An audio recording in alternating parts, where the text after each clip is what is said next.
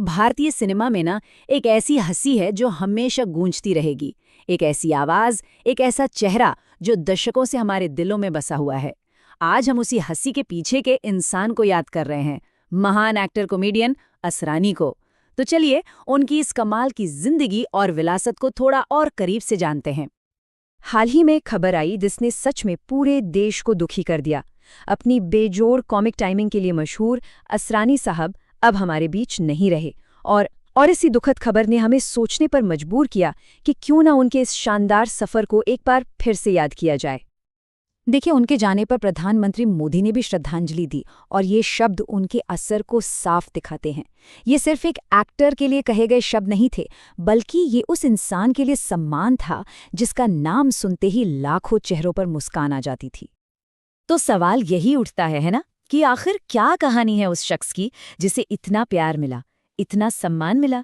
चलिए इसी सवाल का जवाब ढूंढते हैं। उनके जाने की खबर से आगे बढ़कर उस जिंदगी को देखते हैं जिसने उन्हें हम सब का इतना पसंदीदा बनाया।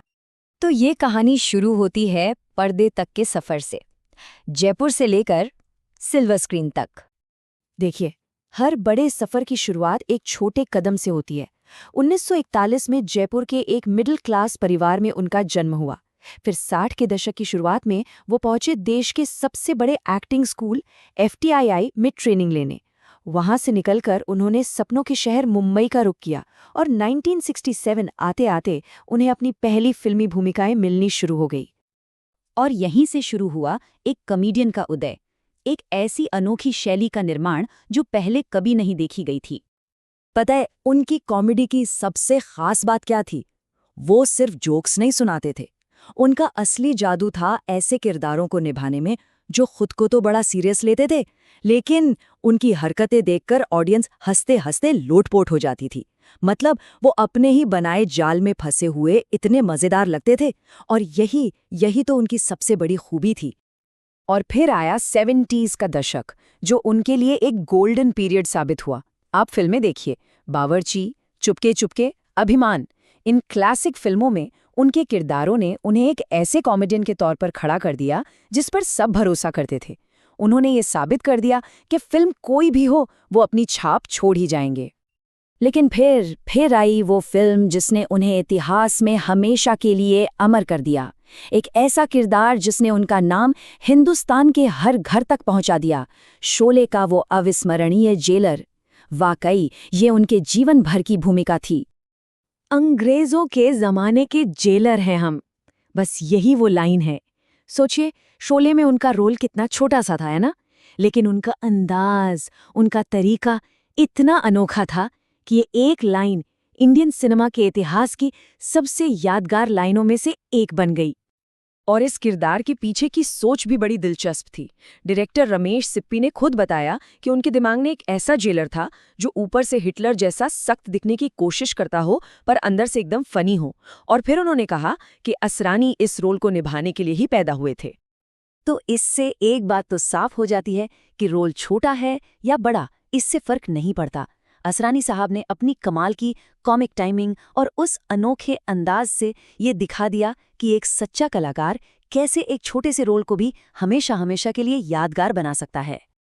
लेकिन कहानी सिर्फ शोले के जेलर पर खत्म नहीं होती। असरानी जी की पहचान इससे कहीं ज्यादा बड़ी थी। उनकी जिंदगी हंसी से भरी एक लंबी कहानी थी, एक ऐसा करियर जिसका पैमाना वाकई अविश्वसनीय है। जरा इस नंबर पे गौर कीजिए, 350 से ज्यादा फिल्में। ये सिर्फ एक आंकड़ा नहीं है, ये उनके काम के प्रति लगन और उनकी प्रतिभा का सबूत है। सोचिए, दशकों तक लगातार काम करते रहना और लोगों का मनोरंजन करते रहना, कमाल है। और वो सिर्फ एक कॉमेडियन ही नहीं थे जैसा कि कई लोग सोचते हैं। वो एक वर्सेटाइल, एक बहुमुखी कलाकार थे। उन्होंने कुछ फिल्मों में लीड रोल भी किए, कई गंभीर सपोर्टिंग कैरेक्टर्स में जान डाल दी, और तो और उन्होंने फिल्में डायरेक्ट भी की। मतलब उनकी कला का दायरा बहुत बड़ा था। तो आखिर में सवाल ये है कि उनकी विरासत क्या है, उन्हें कैसे याद रखा जाएगा? वो सिर्फ एक एक्टर से कहीं बढ़कर थे। वो खुशी की एक स्थायी विरासत छोड़ गए हैं। एक पीढ़ी नहीं बल्कि कई पीढ़ियों के लिए असरानी का नाम हंसी और खुशी का दूसरा नाम बन गया था। जब भी वो स्क्रीन पर आते थे तो चेहरे पर मुस्कान आना तय था। हमारी जिंदगी में उन्होंने जो खुशियां घोली हैं ना, वही उनकी सबसे बड़ी, सबसे सच्ची विरासत है। और ये बात 100% सच है। फिल्में तो हमेशा रहेंगी, है ना? और जब तक उनकी फिल्में देखी जाएंगी, उनका काम आने वाली पीढ़ियों के चेहरों पर भी मुस्कान लाता रहेगा। उनकी कला सच में टाइमलेस है। तो आखिर में यही सवाल मन में आता है कि हंसी में जी गई एक जिंदगी को कोई कैसे माप सकता है? शायद इसका कोई पैमाना नहीं होता, लेकिन अगर किसी जिंदगी की कामयाबी को मुस्कुराहटों और ठहाकों से नापा जाए तो असरानी साहब की जिंदगी यकीनन भारतीय सिनेमा के इतिहास की सबसे कामयाब जिंदगियों में से एक थी।